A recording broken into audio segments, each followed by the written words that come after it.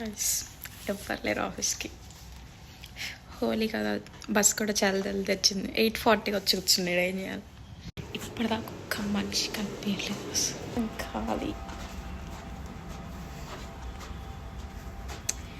ఇచ్చారు విడిగా బ్లాగ్ తీసుకోవడానికి ఇచ్చినట్టు.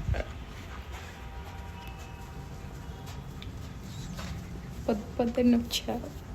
ఆయన అనుకోలేదు. ఈ ఆఫీసెస్ ఖాళీగా ఉన్నాయి. ఓకే, ఎలాగో జల్దీ వచ్చాం కదా, శివాని వాళ్ళ పీజీ దగ్గర తిరిగేసి వద్దాం. Let's go to bit.